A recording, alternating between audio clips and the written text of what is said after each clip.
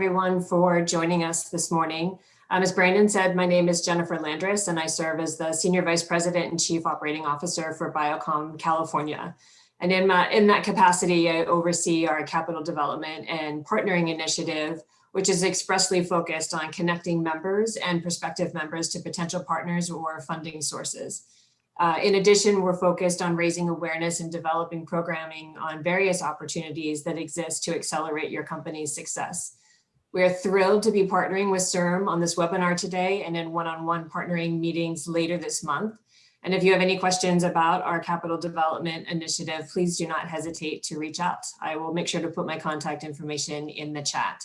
And with that, I would like to turn it over to our President and CEO, Joe Panetta.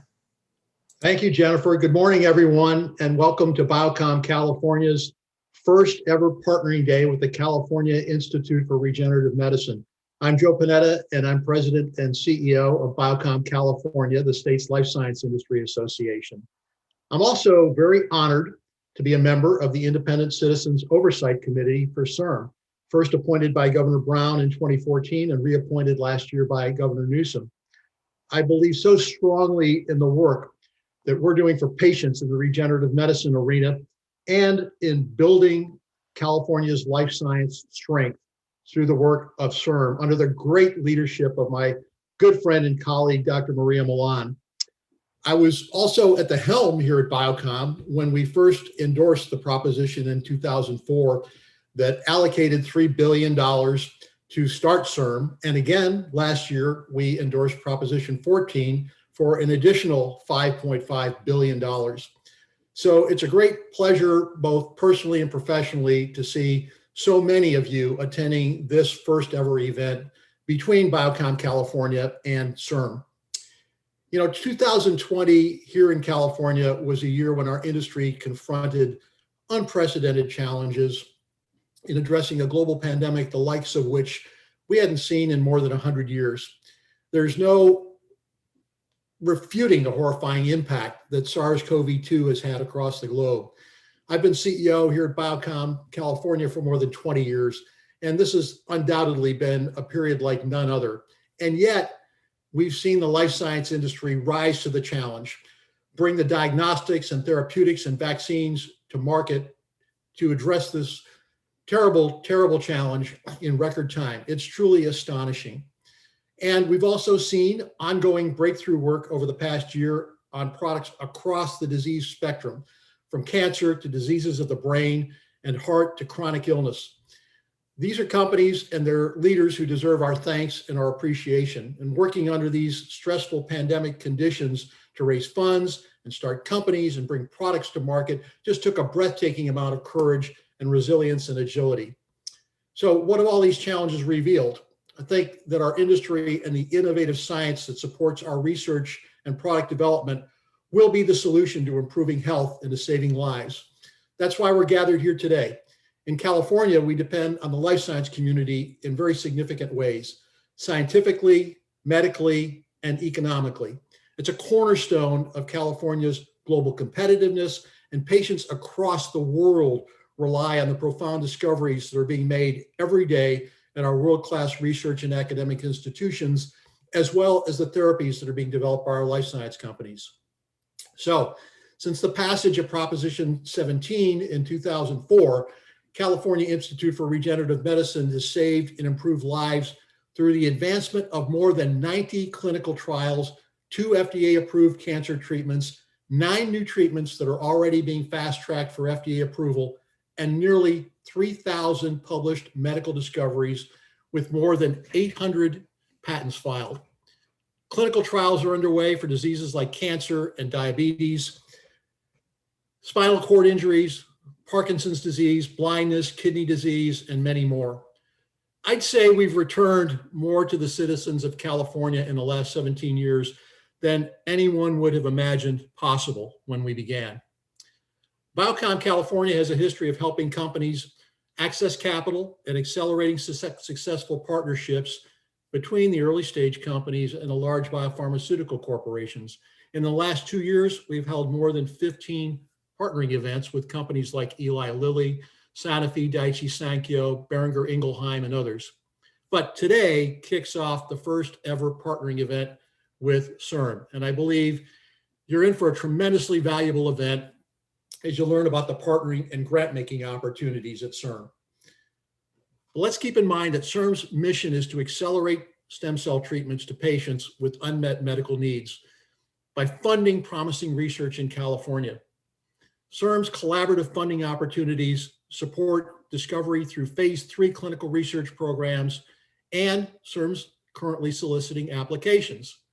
I know you're in for a morning of insights and advice from experts in industry and academia and from my colleagues at CIRM.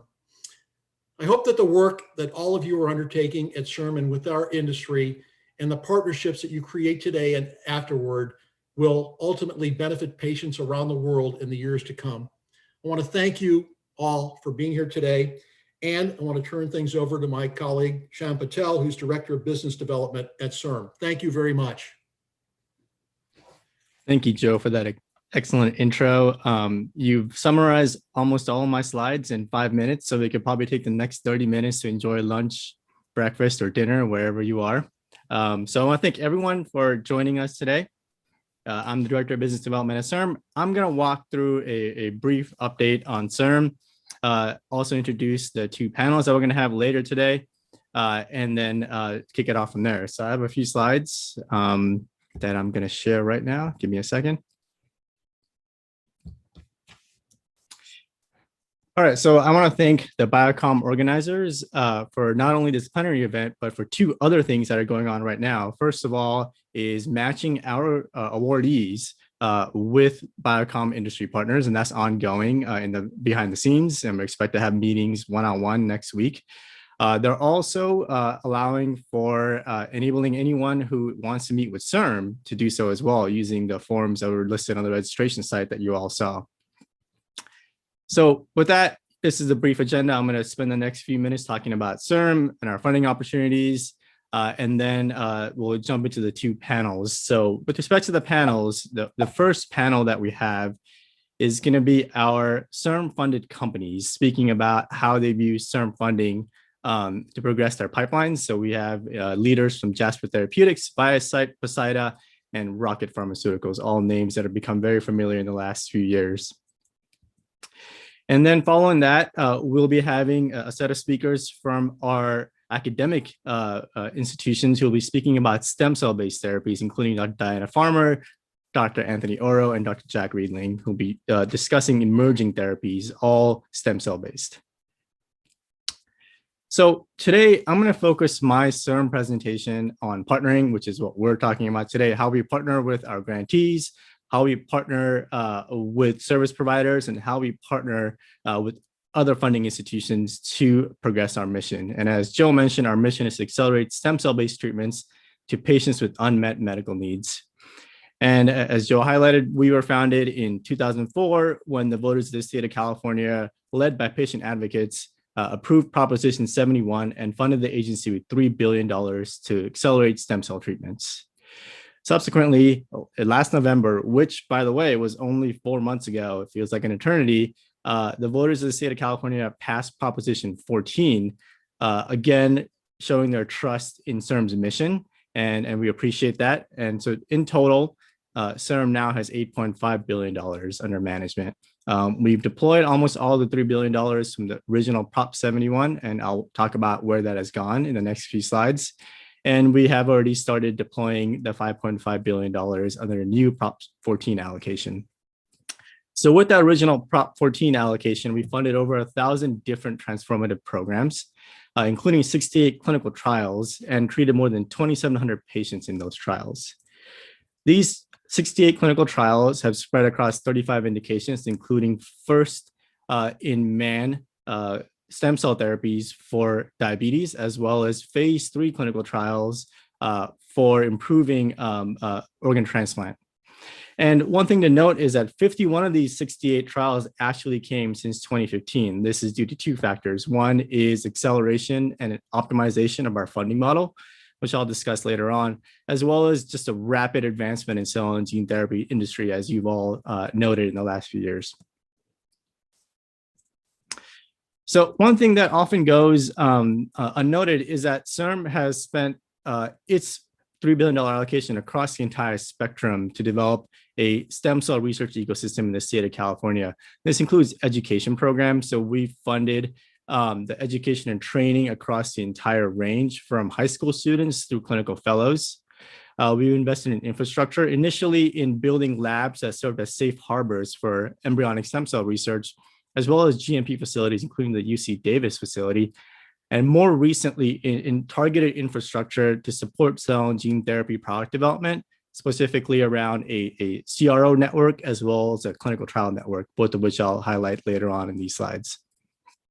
But the bulk of our funding is really focused on what we call our pipeline programs. These are discovery, translation, and clinical stage programs to support the development of stem cell-based therapies across the valley of death. And you can see down below the range that we cover, everything from initial fundamental stem cell biology research to candidate discovery through phase 3 clinical trials. And the bulk of the presentation that I'll be giving today is going to really focus on that aspect of it, of us funding the valley of death. So CIRM started funding translational research about 10 years ago. And in 2015, it overhauled this entire funding program and its funding model to really double down on funding effectively and quickly projects across the valley of death. So this includes progressive funding mechanisms from discovery through translation, through IND enabling, through clinical trials. All these mechanisms fund distinct projects, and they allow for progression from one stage to the next. So a project can slot in wherever it is at the current stage to receive adequate funding to complete those project activities, and then translate to the next stage and so on, and keep progressing through. One feature of this is that we fund projects effectively, as well as with enough capital to really conduct the studies they need to do. So at the discovery level is $900,000 direct, and that scales all the way up to a phase 2 clinical trial, which is the largest CIRM award currently gives out, which is $15 million to fund that trial. And we mitigate the financial risk to CIRM and the voters of the state of California by using a milestone-based disbursement model, which really incentivizes delivery on those project milestones, and it ensures progression from one milestone to the next. In addition to providing enough capital and allowing for progression from one stage to the next, our funding model also is focused on accelerating. So you see accelerating in our mission. We talk about accelerating therapy development all the time, and we apply that same acceleration model to our own funding mechanisms. So with our funding model that we introduced in 2015, there's regular offerings of all of these programs, and we do rapid processing of the application. So for our fastest and most advanced program, which is the clinical program, we accept applications on a monthly cycle, and a successful application can go from submission to award start in about 4 months. And lastly, we believe CIRM is a collaborative partner along with our grantees. And so we provide a lot of value adds, particularly the Alpha Clinics Network, which I'll mention later, which supports cell and gene therapy trials in the state of California. Our Industry Alliance program, which this actual event is part of, which increases interactions between the industry and our grantees. We have an advisory panels that we use for our clinical stage projects and our translation stage projects. These are experts, both internally within CIRM as well as external advisors who help navigate projects through their milestones. We also have established co-funding agreements with leading funding agencies, including NHLBI on the Cure Sickle Cell Initiative, where CIRM and NHLBI are co-funding the clinical development of gene therapies for sickle cell disease. And more recently, we established a partnership with the Chan Zuckerberg Initiative to rapidly share COVID-19 single cell data emerging from our projects. And I'll highlight that a little bit later on as well. So CIRM entered 2020 in a unique situation. Over the past, between 2015 and 2019, CIRM has deployed over $100 million, often much more than that, toward the pipeline programs that I mentioned previously. Having allocated almost all of that Prop 71 funding, we entered 2020 with a budget of only $27 million for co-funding sickle cell projects with NHLBI. As you all know, this past year has been difficult and trying in various ways, especially around COVID. So when the COVID pandemic was taking grip on the country of March last year, about a year ago, CIRM was able to redeploy its recovered funds to launch a new funding opportunity for COVID-19. We did so in a really rapid manner. We were able to process applications in 1 month. And what was really exciting and heartening for us was that many of our stem cell researchers in the state were able to redeploy their resources and their expertise to direct their research toward COVID-19. And we were able to fund some of that using our funding mechanisms. So in total, by recovering funds, relaunching our discovery and clinical programs, and launching the COVID-19 program, we were able to actually fund 41 new awards in 2020. This includes 20 COVID-19 projects, discovery and clinical trials, and 8 clinical trial projects. And those clinical trial projects are listed down here. You can see that we funded everything from a innovative dual CAR T therapy for HIV to a phase 2 clinical trial for lentiviral shRNA gene therapy for sickle cell disease. Then that's in collaboration with NHLBI and the Cure Sickle Cell Initiative. So we ended 2020 with a portfolio of about 132 development programs, ranging from discovery through clinical trials, and including all therapeutic modalities from small molecules to, in particular, gene-modified cell therapies, which is where our portfolio really has a large weighting across all disease areas as well, especially in cancer, neurological, and blood disorders. And you can see that little nice chunk of 13% for COVID-19, which is based on a rapid funding opportunity.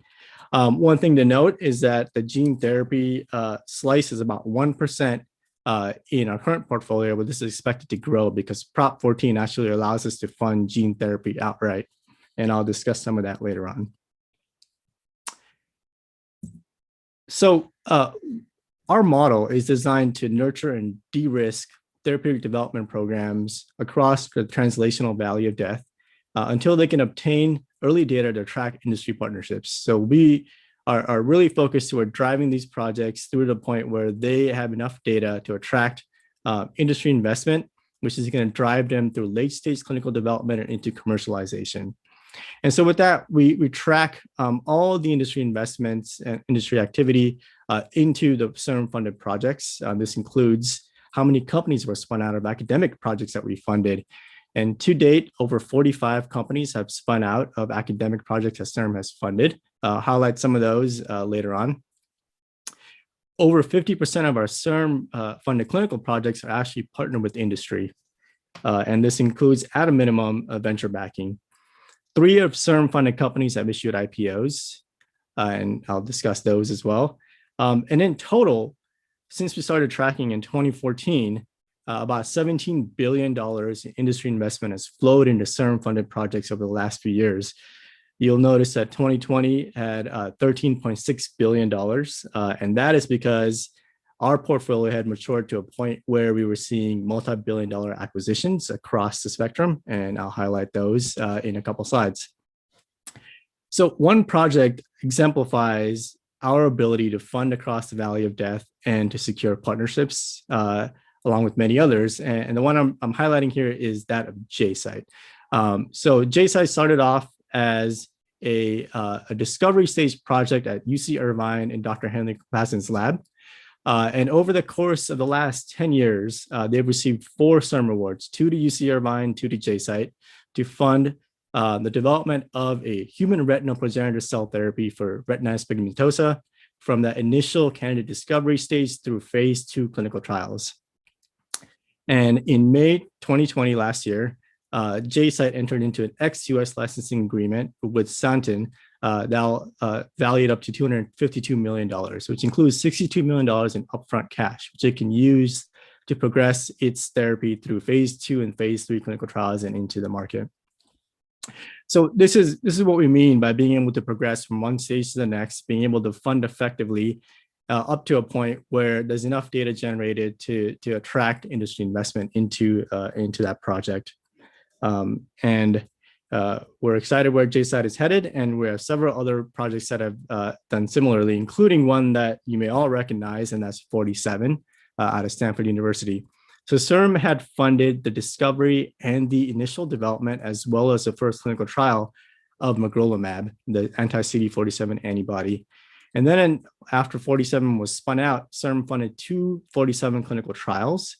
And last year, 47 was acquired by Gilead Sciences for $4.9 billion. Similarly, CIRM had funded the development of sirmtuzumab, the anti-ROR1 antibody at UC San Diego. Velos Bio used that antibody and conjugated it to a drug, and has developed that independently in its own clinical trials. And last year, it was acquired for $2.5 billion by Merck. We have one gene therapy clinical trial that we support in Parkinson's disease, which is Brain Neurotherapy Bio. And that, along with AskBio, was acquired by Bayer for $4 billion last year as well, late last year. In addition to these acquisitions, public companies such as Rocket were able to raise additional public offerings on the strength of their clinical data, including trials that were supported by CIRM funding. Panetta Therapeutics, which is the CIRM grantee, had its IPO last year. And lastly, we've seen many companies launch with significant Series A funding rounds, including Aspen Neurosciences, which launched with a $75 billion round early in 2020. Similar to Aspen, we've seen several other companies that have launched in 2020, enabled by CIRM funding of academic projects. This includes Panetta Biocom at UCLA, which is developing engineered HSCs toward iNKT cell therapy. Graphite Bio, which has a portfolio of gene therapies, all based on CRISPR editing, coming out of Matt Porteus's lab at Stanford, and that company was funded by Versant Ventures, as well as JASPER Therapeutics, which you'll hear about later today from Dr. Judy Shizuru. In addition to these venture-backed companies, you know of the several publicly acquired companies that I mentioned earlier. Some that are also have been enabled by CIRM funding include Mustang Bio, Internal Therapeutics, as well as Orchard Therapeutics. So with that in mind, the most effective way that CIRM has enabled partnerships is by funding these projects through the Valley of Death, through translational research, through phase 1 and phase 2 clinical trials. In addition to that, a couple of years ago, we decided to become more proactive in how we enable interactions between the industry and CIRM grantees by creating the Industry Alliance program.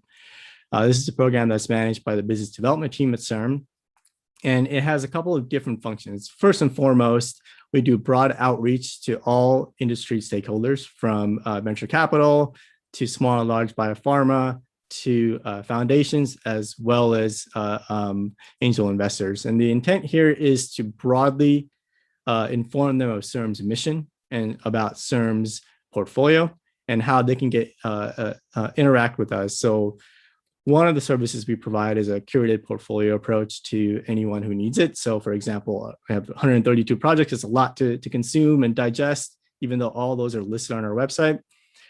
One of our industry partners can come to us and ask us, well, I want a specific, in a specific range of parameters. Can you give us all the projects that fit that? And we'll do that for them. Then we'll also go further than that to enable the first interaction, to navigate through CDAs, data rooms, as well as licensing terms and acquisition terms. So we've helped with all those aspects over the years. And we've also brought on a number of partners formally to work with CIRM on an ongoing basis to evaluate our portfolio, to advise CIRM, and going forward to be more involved with the earlier stage projects. And these are 8 partners that are listed up here. We're actively recruiting new partners now after having secured our funding with Prop 14. Those 8 partners range from venture capitalists such as Vivo Capital and Panacea Venture to large biopharma such as Bayer and Novo Nordisk, along with several small companies that are doing innovative work, including Frequency Therapeutics, which is developing small molecules for in vivo tissue regeneration, as well as Elevate Bio, which has a unique manufacturing and incubation acceleration model to support cell and gene therapy development. So if anyone's interested in becoming an IIP partner or to learn more about our portfolio, please feel free to email me. In the last few minutes, I wanted to highlight 2 resources that we provide more broadly to the entire research community. First is our Alpha Clinics network. This is a network of, I always had to count because I always forget, 6 sites in the state of California, all leading medical institutions. And at each of these institutions, the Alpha Stem Cell Clinics program is designed to support cell and gene therapy clinical trials specifically. So as part of the network, there are trained physicians and nurses to handle cell and gene therapy trials and patients. There are manufacturing and processing facilities that can handle cell and gene therapy products. And the network itself is designed to accelerate the startup of clinical trials by having an IRB reliance, a model clinical trial agreement, and a large patient registry. So over the past few years, this Alpha Stem Cell Clinics network has supported over 100 clinical trials, including both CIRM sponsored as well as external sponsored trials. Some of those that you may recognize include trials from Geno Therapeutics, Novartis, Kite Biopharma, Atara, as well as some of CIRM funded clinical trials. In fact, the panel that I'm going to have next, 3 of the 4 panelists have trials that are part of the Alpha Stem Cell Clinics network. The network has supported 40 different disease indications. Over 750 patients have been treated at these under the Alpha Stem Cell Clinics network, and over $57 million in contracts have been generated with commercial sponsors as part of this network. And the other resource that I want to highlight is our IPSC Repository. So CIRM has generated the largest human IPSC repository for research. This includes 2,600 lines spread across 6 disease classes and 17 diagnoses. There are matched controls for all diseases that are listed on the right here. And the repository is managed by Fujifilm Cellular Dynamics, and the website to access those lines are down below. It has a diverse ancestries, diverse age, and diverse gender profile for all of these cell lines. The cells are all generated under standardized consents. A standard derivation technique was used to generate the iPSCs, and they all have standardized QC testing.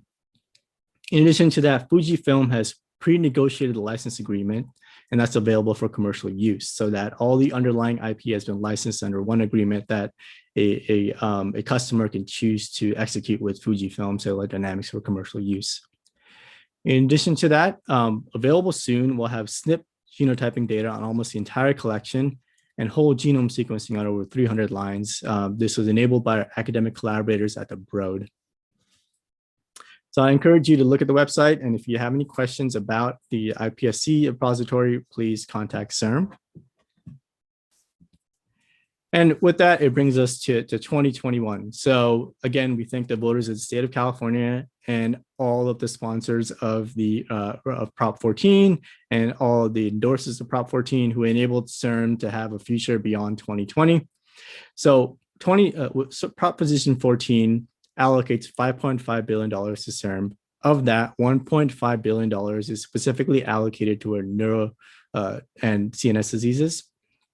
So we plan to spend 2021 setting us up for the Prop 14 era. So one of the first things we did as soon as Prop 14 was passed was relaunch our pipeline funding programs, the discovery, translation, and clinical programs.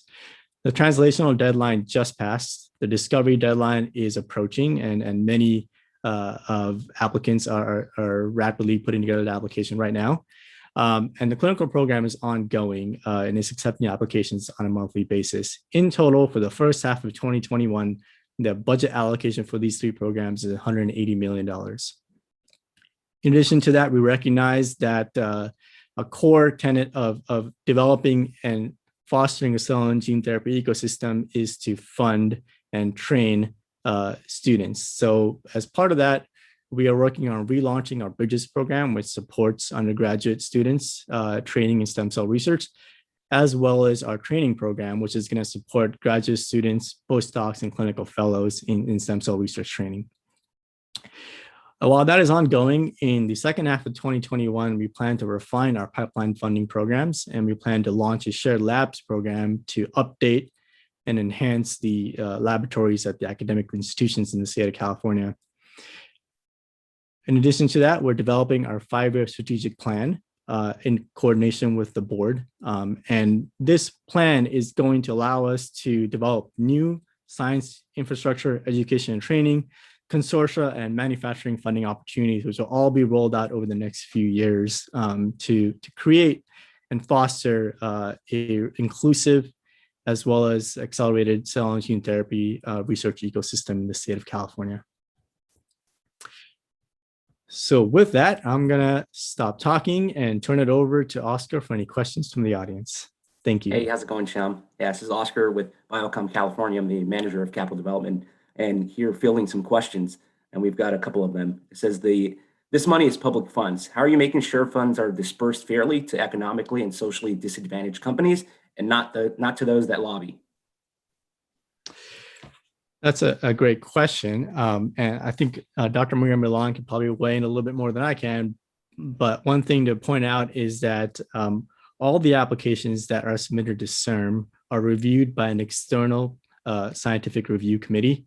And that committee is actually composed of leading scientific clinical experts not in the state of California. So they're external to California. They review purely on scientific merit. Then the application goes to the board, where the board does a programmatic review, determining whether the scientific research contributes to CIRM's mission overall. And in that, the companies are not identified. So in that respect, our programs are designed to really focus on scientific merit and the value to meeting CIRM's mission. In addition to that, we are focusing heavily on diversity, equity, and inclusion. So currently, all of our funding mechanisms do prioritize that aspect, and going forward, we plan to incorporate that across our funding programs. Excellent. So the other one is the TRAN program requires matching funds of 20% from private companies. That is not feasible for some startups that are at the TRAN stage of development and too advanced for the DISC stage. Are there additional funding opportunities in between the two programs? So at the moment, there are no funding opportunities between discovery and TRAN stage. There is a co-funding requirement, that is correct, and that is meant to incentivize the companies to put some skin in the game. There are mechanisms where we can work with prospective applicants to help find co-funding partners. It should also be noted that the co-funding mechanism as designed allows the companies to raise funds over the course of the project to support the co-funding requirement. Is the IPSC Repository available to be licensed for therapeutic applications as well? And do the cell lines have GMP compliant counterparts? So the cells are a research resource. They're not meant to be used for therapeutic applications. So they're not consented for clinical use, and they were not derived from GMP conditions to allow for that. So they're largely supposed to be used as a research resource for drug discovery, target discovery, and so on. However, we are actively looking into creating a resource database of GMP IPSC lines and making those available for research use as well. How often can DISC grants be submitted each year? Is the upcoming deadline passed? When can the grant application be submitted? So the deadline, I believe, is next week. And going forward, these are going to be regularly available programs. I can't comment specifically on how often the discovery program is going to be available.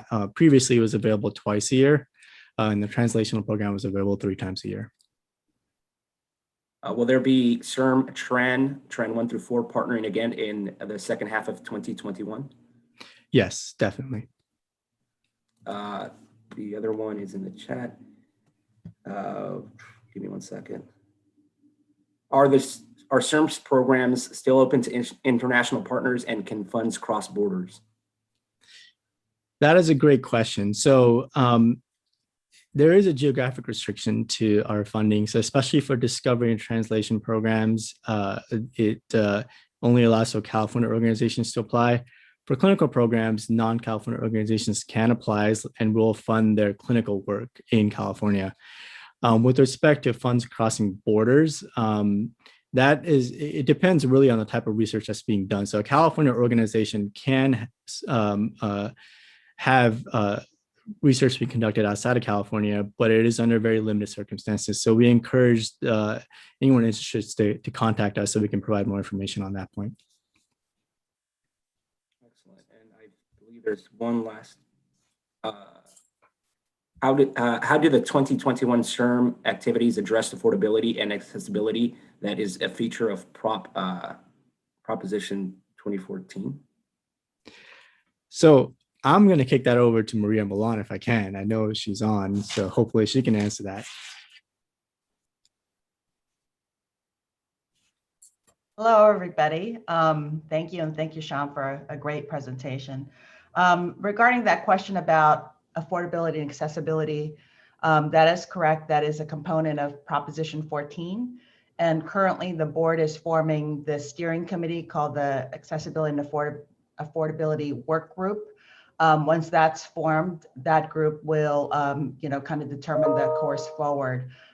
So that's still in development at this point. And you'll start to hear more as time progresses. But at this time, we have no specific funding opportunities or programs related to that. It's in its formative stage. Thank you, Maria. Are there partnering funds available, for example, like the past CIRM BMBF grants, where the California partners gets fund from California and the German partners get funded by BMBF? So that was a previous program designed to have cross-border collaboration. As part of Prop 14, we're looking at consortium models that would have similar types of mechanisms. Those are still being developed as part of our strategic plan. And the idea there is to be able to create consortia that span across the nation as well as across the world. But again, we don't have any specific programs at the moment. Those are being developed as part of our overall plan. I believe we've answered all of the questions from the Q&A. Great. Thank you, Oscar. And thank you, Dr. Milan, for fielding that question about the affordability and accessibility working group. So we have about a minute and before we start our next panel, and I'm really excited to be joined by CIRM funded companies. And I believe they are all on except for Raj from Rocket Pharma. So I'm just going to pull up the slide real quick so we can give you an idea as to who's going to be on the panel. 1 second, please.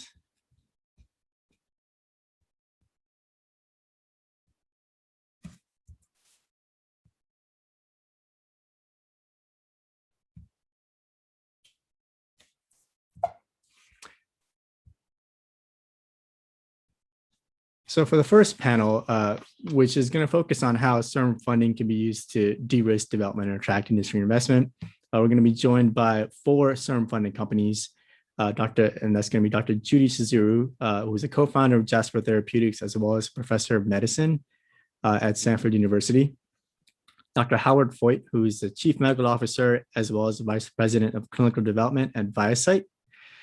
Dr. Matt Spear, who's the chief medical officer at Panetta Therapeutics, and Raj Prabhakar, who's the chief business officer at Rocket Pharmaceuticals, Inc. So with that, I think everybody is on. So I welcome Howard, Matt, and Judy, and I believe we're still waiting for Raj to join, and there he is.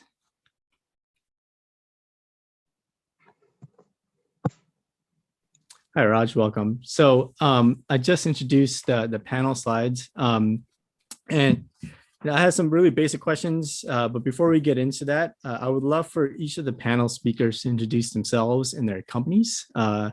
And so let's start off with Dr. Judy Shizuru at Stanford and JASPER Therapeutics. Thank you so much, Judy, for joining us. Thank you for including me in this panel. So As Sham said, I am a professor of medicine and pediatrics at Stanford, and I was the fortunate recipient of a CIRM Translational Disease Team Award.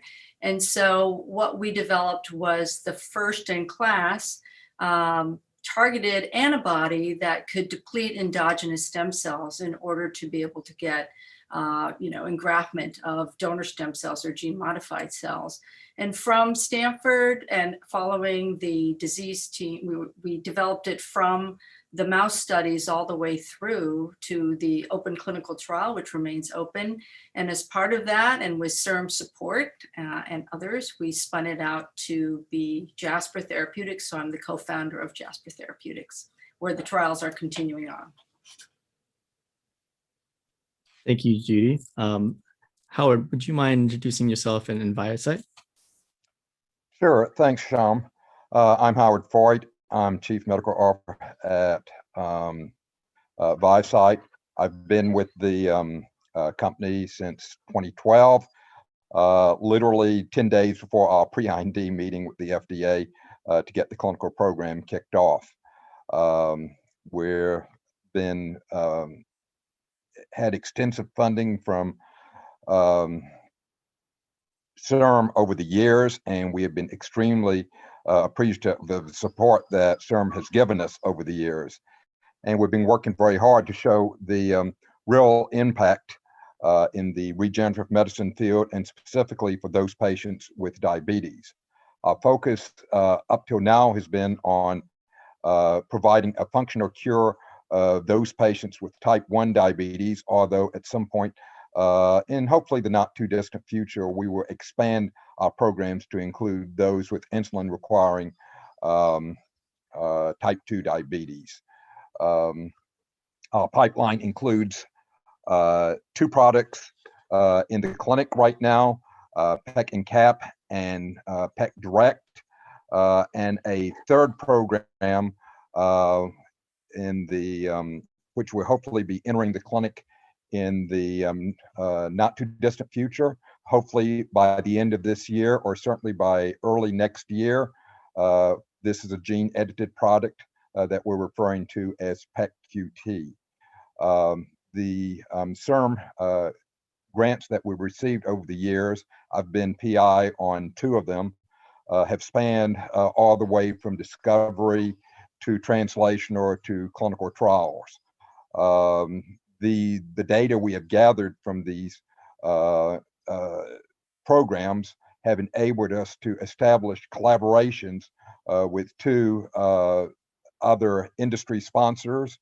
We are collaborating with W.L. Gore in the development of our membrane technology with respect to NCAP, and we are collaborating with to develop the technology for our edited product, PEC-QT. We've worked, a number of our clinical sites are in California, which again supports one of the goals of CIRM. We've collaborated, our first clinical site was at UCSD, and more recently we've been working with UC Davis, City of Hope, and UC Irvine. Basically, we've continued with these programs. With PEC and CAP, we've enrolled 20 patients, and with PEC Direct, we've enrolled 39 patients. So this has been a big stimulation to the biotech industry in California, and like I said, we appreciate CIRM's support. The data has allowed us to be the first company to demonstrate de novo C-peptide synthesis, C-peptide being a biomarker for insulin biosynthesis. We also are the first company to demonstrate in evident insulin glucagon secreting cells. Along with these observations, we have observed and improved trends in glycemic parameters, which suggests that we are accomplishing our primary improving glucose control in diabetic patients. And like I said, we appreciate the support that CIRM has given us over the years. Thank you so much, Howard. We'll follow up on a number of those items you mentioned with some of the later questioning. Just a few miles down from Howard is Matt Spear and Poseida Therapeutics. So Matt, would you mind introducing yourself and Poseida, please? I think you're on mute, Matt. Yeah, certainly, thanks. Somewhat interesting story. I actually went to medical school to become an oncologist. So been focused on that for the last 30 years. Started doing research there at Hopkins, Stanford back in the 80s and 90s. Got involved in gene therapy, seeing this as the real next advance, particularly for oncology, but also other diseases in the 90s during my training at Mass General. Went on to UCSD after that, joined the faculty, had a gene therapy oncology drug discovery research lab, saw patients, ran clinical trials, the whole gamut. Had spent some time at Pfizer before that, so ended up going back to Pfizer in the 2000s, and really saw the huge potential to advance oncology through industry. So subsequent to that, was at a number of large pharmaceutical companies, as well as being chief medical officer at now my second biotech company. First one being a company called Nereus in the mid to early 2000s. So I've been at Poseida now for about 5 years, and we are a gene therapy and CAR T-cell company. So that is a great position to be in for me personally, and it joins to the passions in my life, gene therapy and oncology. The company's technology is largely based on a platform of transposons and for gene transfer and Cas-Clover for gene editing. So transposons, as opposed to viruses, have some advantages for gene transfer, large cargo capacity, and particularly with CAR T cells, the selective production of TSCM or T stem cell memory CAR T cells, which resulted in our interactions and collaborations with CIRM. And TSCM CAR T cells have been associated now, not only by us, but with a lot of different groups with better efficacy and safety for autologous CAR T cells at least. And the Cas-Clover gene editing system, similar to a hybrid between CRISPR and zinc fingers or TALEN, but has the advantage of effectively no off-target editing. And we haven't been able to demonstrate off-target editing, let me put it that way. So products we've brought into the clinic, a couple of autologous CAR T cells, CIRM grants, $20 and approximately $4 million supporting each of these, respectively, BCMA targeted CAR T cells for multiple myeloma, PSMA targeted CAR T cells for metastatic castrate-resistant prostate cancer. We're about to move on to allogeneic CAR T cells using the gene editing system. So we're expecting to bring our first allogeneic product in the clinic this year. That would be P-BCMA Allo1, as you might guess, BCMA targeted CAR T cells for multiple myeloma. Then moving on to MUC1C targeted CAR T cell for epithelial solid tumors broadly. So that would include lung cancer, breast cancer, pancreatic cancer, and a number of other tumor types.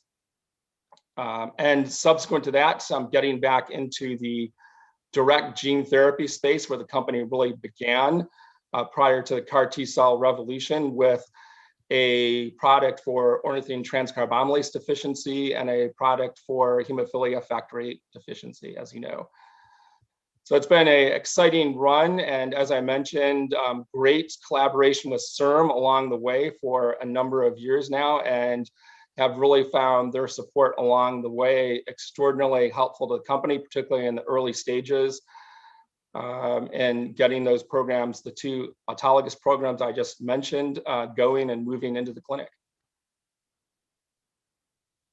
Thanks, Matt. And now we go from San Diego to across the country to New York, where Raj is. But Raj, as he'll note, Rocket has lots of California ties. So Raj, would you mind introducing yourself as well as Rocket, please? Great. Thank you, Sean. It's a pleasure to speak. I know this year we haven't been able to meet face to face, but we used to come out to California, JP Morgan each January.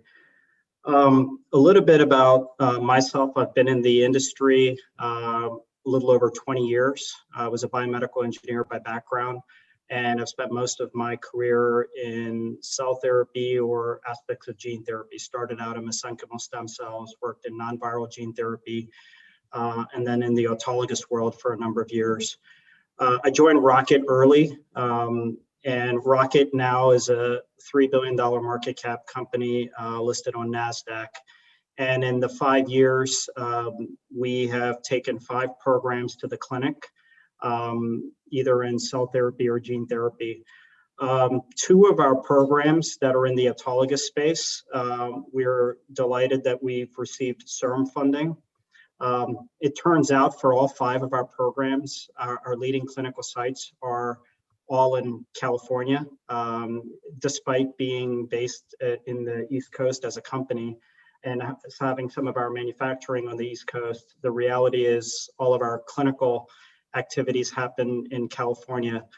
And 2 of our programs, of which we were successful in receiving CIRM funding, are led by the PI, Dr. Don Cohn at UCLA. So our lead program, which is leukocyte adhesion deficiency or severe LAD, LAD1, Don Cohn has led the phase 1/2 trial. So we've published very compelling data in previous conferences like ASH, and even most recently follow-up data on the patients. And we're currently enrolled in a registration study. So we were successful in achieving CIRM funding for the phase 1/2 under a CLIN2 grant.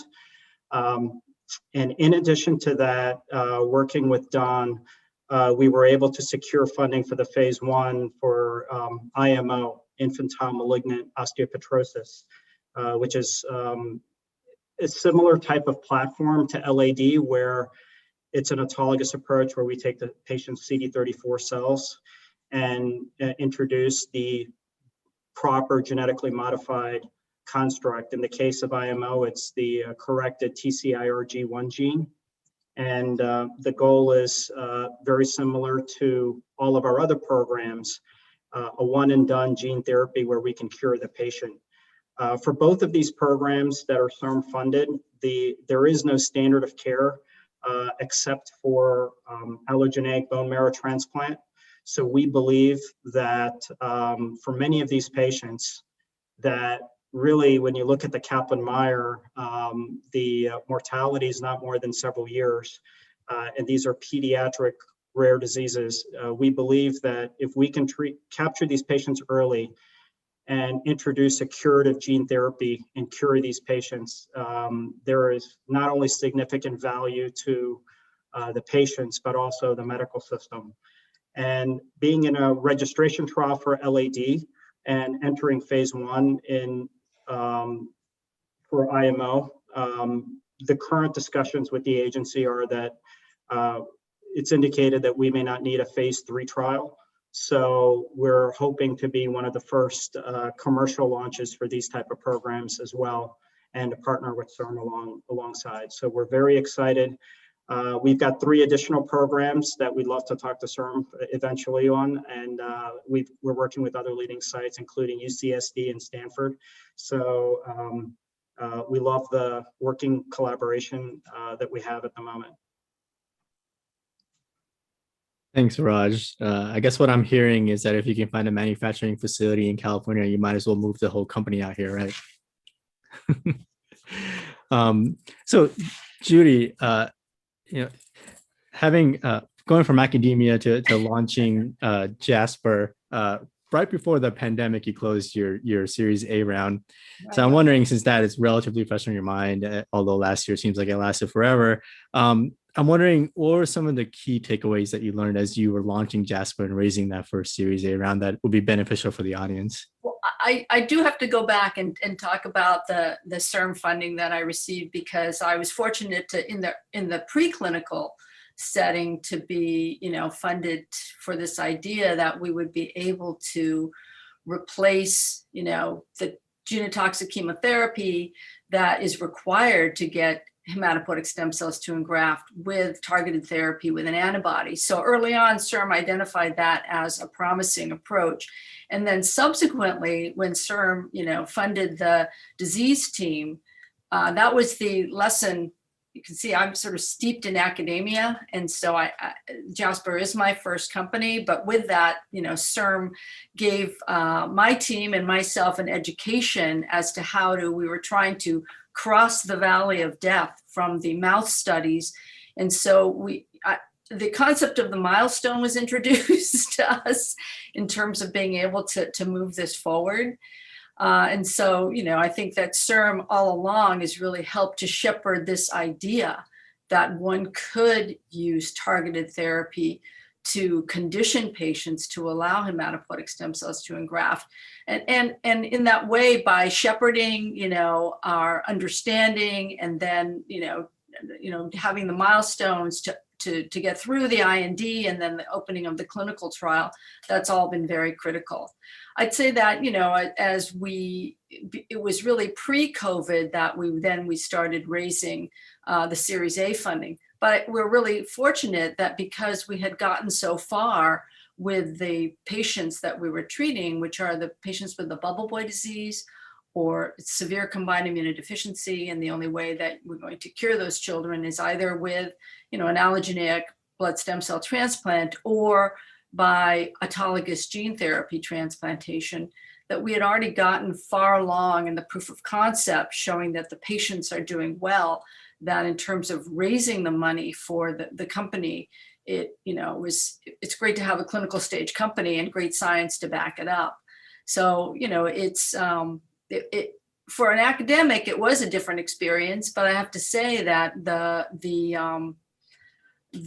intro to biotech has been wonderful, because you understand like all of the collaborations that go on that strengthen your ability to be able to, and the support that you get, not just from the CIRM funding community, but actually from the investors in wanting to bring forward a promising therapy. I think the great lessons are, though, is for me, is to believe in the science, and then have the clinical results really lead the way. And I think again, we've been able to further show with our science and supported by CIRM that the antibody also targets the leukemia stem cells. So we've been able to also roll that out. So those things together, the science, the evolving clinical data, they all really helped us through this period of time pre-COVID. And now, I've learned now from the company perspective that you're always needing to raise more money. So we're looking forward to doing that soon, just having fresh from our Series A. I'm sure your colleagues on the panel will agree on always being fundraising mode. Well, the panel members, they're very, very experienced in biotech. And again, it's been really great just, to have this experience and really see the power of now bringing the molecule to many more people and who it can impact. Thank you, Judy. Matt, you mentioned that the $20 million that you received from CIRM for the BCMA clinical trial helped you get started on that trial. And then subsequently, Poseidon went on to raise several venture capital rounds, including a large raise from Novartis, and then went public. I'm wondering if you can comment a little bit on what role that CIRM funding played in helping you progress that trial, and how that has then allowed you to raise additional capital and partnerships. Yeah, certainly. So it's, as I think many people here know, a typical development of a biotech company from a very small amount of funding, a very small amount of resources over time with success to much larger. much larger sources of funding. So CIRM, the CIRM grant, we met fairly early on at ASH with some of your people who noticed that we were working on TSCM, which had not been well described at the time. So it was very early on in the formation of the company, or after the spin out from Transposogen, which created the technology platforms, the same founder, CEO, but Panetta being the human therapeutics company to use this technology. At the time, as we all know, funding a clinical trial is extraordinarily expensive, and for a small biotech company, that's a very large undertaking. So that grant supported approximately half of the clinical trial at the time. So that was extraordinarily useful in getting the product that was PBCMA 101 into the clinic to serve patients quickly. And that allowed you to generate the clinical data, which validated the concept, the new technology, and then, as is true for many biotech companies, led to a greater and greater success and greater funding down the road, which has allowed us to bring more products and more innovative products into the clinic. And so it's just great to be at a cutting edge company working with novel technology, which has significant potential in the clinic, and then having significant amounts of support from CIRM, other venture sources or private sources, and now public markets to move those dreams forward and serve patients. Thanks, Matt. And if I may ask, what brought Transposogen Panetta to San Diego? I believe the company had been founded on the East Coast, right? Is that correct, or am I wrong on that? Yeah, that is correct. And the East Coast or Midwest, from the transition of a technology company to a human therapeutics company, requires a significant increase in the talent pool. And as we all know, drawing from a talent pool in a established biotech pharma area is critical, particularly in the early build of that company, and drove the establishment of the new company in California. We all know that California is one of the leading places, if not the leading place in the world for biotechnology. Thanks, man. And building on that theme with Raj, as you mentioned, you have collaborated with several clinical investigators in California, including Stanford and UCLA. And in your interactions with the California clinical institutions, can you comment a little bit on what made you partner with them, how you assess the partnerships? I think you also have an AAV gene therapy from UC San Diego, which actually was partly funded by CIRM as well in the past in the discovery stage. So just wondering if you can elaborate a little bit on how you identify which of these candidates that you want to partner on, and then how you select the clinical sites.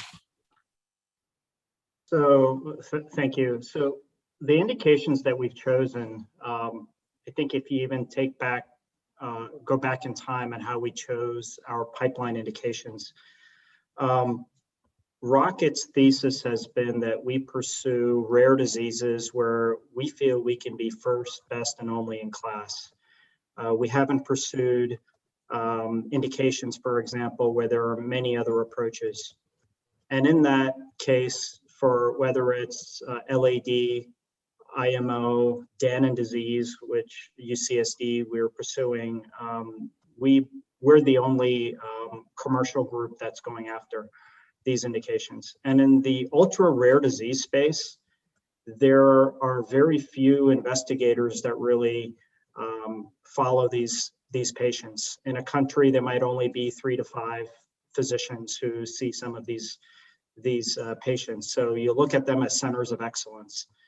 And it just so happens that whether it's Don Cohn in UCLA, Eric Adler in the heart failure space at UCSD, or Maria Grazia Roncarlo at Stanford. They're all gene therapists who are preeminent in their fields, and we've partnered with the leaders who happen to see the patients. So it just so happens, there's serendipity that many of them are in California, and all the stars aligned when the discussions of CIRM funding came up, and it made the decision a lot easier to basically proceed with the California clinical site over someone like, and they have just as equal science and credibility in Sloan Kettering or Boston Children's or some other institution. But the fact that these clinical trials were funded by CIRM, it makes the decision a lot easier to work with the California institutions. And knowing that there is a match component, if the clinical sites and Don Cohn's research can get funded, then we can, earmark additional funds for manufacturing or process development or stability studies or other things. So it's sort of a win-win for us. So we really like partnering with these leading California collaborators. Thanks, Raj. And so to pivot a little bit to geeking out on some science. So like Raj, I am also a bioengineer and have been excited for many years on what Howard and Jsite team are working on, because when I started off, it was all about tissue engineering back when I was in grad school. And a real world example of tissue engineering is what Howard, you and your team are doing in terms of encapsulating stem cells in a device, being able to recapitulate some of the function that's missing in diabetic patients. So in terms of that, what we'd like to love to know is how you are enabling the next generation of this approach with the partnerships that you mentioned. I think you mentioned Gore as well as CRISPR. How is it enabling you to advance your pipeline forward? Sure. Well,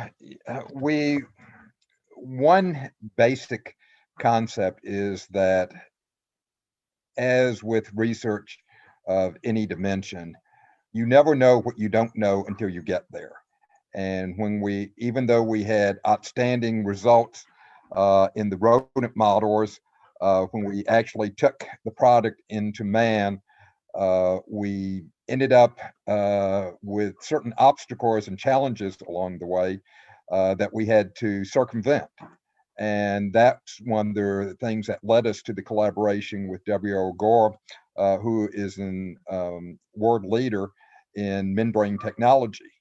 And the advantage of the PEC and CAP product is that it does not require immunosuppression, which means that we can offer the product to all type 1 diabetic patients.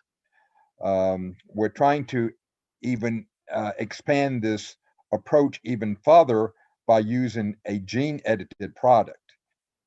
Going back to the comparison of PEC and CAP and PEC Direct, the basic difference is that we're still using the same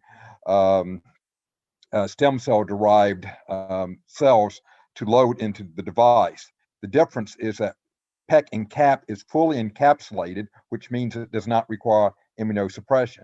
In contrast, to overcome some of the limitations that we had observed with PEC and CAP, we progressed to the PEC Direct product, which allows direct access of vascularization to the cells contained within the lumen of the device. However, by allowing this access, we had to put the patients on chronic immunosuppression in order to avoid rejection of the graft cells. The gene edited program, PEC-QT, with whom we're collaborating with CRISPR, allows us the advantages of the direct vascularization of the PEC Direct product, while at the same time eliminating the need for the chronic immunosuppression, which obviously would be a benefit to the patients. In terms of the gene edited product, what stage is that at the moment? We're in the basically IND enabling stages of the program. We hope to submit the IND either later this year or early next year, and allow us to take the product into the clinic. That's exciting. So on that same note, yeah, Matt, Panetta also has a gene editing platform. What sort of diseases do you anticipate treating with that sort of a platform? Yeah, very good question. Largely to be determined. We have our pipeline online on the website. The first and immediate use is what I mentioned earlier, which is to generate allogeneic CAR T cells by knocking out TCR and beta-2 microglobin. As many folks probably know, allogeneic CAR T cells are expected to be the next great advance in the field. Instead of having an autologous CAR T cell where each patient's cells have to be harvested, manufactured over a period of time, and returned to the patient over a period of time, allogeneic CAR T cells are off the shelf. So the cells can be administered to the patient with no wait, similar to any other drug. And the quality of the cells will always be the highest, since the donors, healthy donors, will be selected ahead of time. The cells can be selected ahead of time for their quality, as opposed to needing to deliver the individual cells back to them, particularly coming from patients who have had multiple prior therapies, bone marrow, significant bone marrow suppression over time. So two really main advantages there, getting around there's massive logistics of autologous CAR T cells, but potentially retaining the advantages of the great advances that have been made with CAR T cells in what appears to be curing a lot of, or a number of, previously incurable diseases, and perhaps even exceeding that, given the quality of cells. One thing we have noticed at Poseida and really picked up on Poseida over the years, and I think the field is picking up on this as well, is that CAR T cells are a living drug. So it's not a single drug, a single small molecule. It always have the same structure and will always be the same molecule when you deliver it to an individual, but are living cells which are influenced by who they come from. They're influenced by the milieu when they go back into the patient, because of course there's an interaction between the patient, the tumor, and the cells.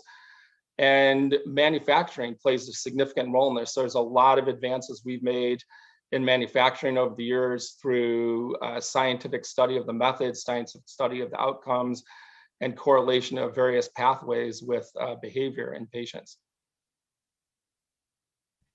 that we think we can optimize with an allogeneic program in particular. Thanks, Matt. So it's clear that all four the companies are looking toward expanding their pipeline to meet the needs of patients more broadly. So I welcome any questions from the audience, and while you're thinking about questions and typing those in, I have somewhat of a fun question for the panelists here, and I blatantly stole this from the Make Me Smart podcast. So, it's been a year since the pandemic began.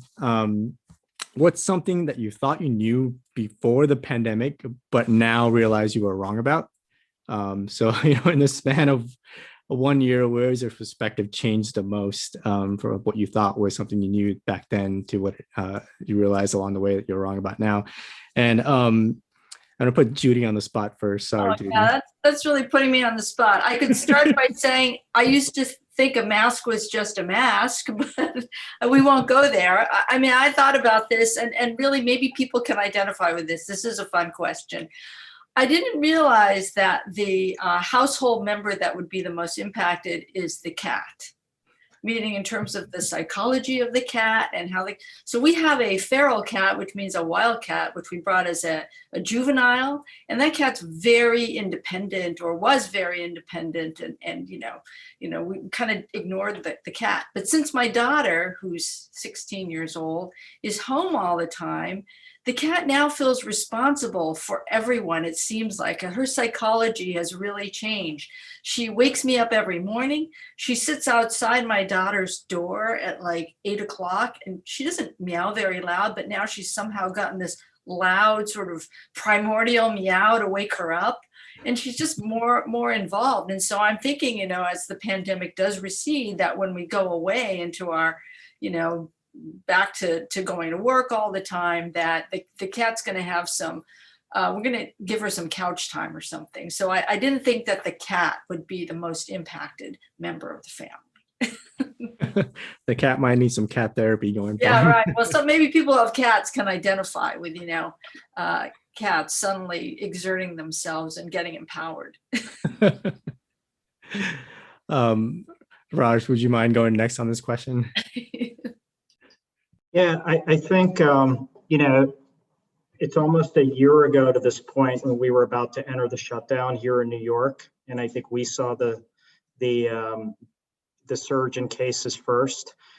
And there was a lot of uncertainty as to what impact is it going to have on our pipeline ability to enroll, manufacture, and treat patients. And when we fast forward to the end of the year, 9 months later, it turns out we hit all of our milestones. We were able to enroll patients across all the programs that were open. Our clinical sites all came online. We were able to identify patients and even fly some patients across the border to get treated in those California sites.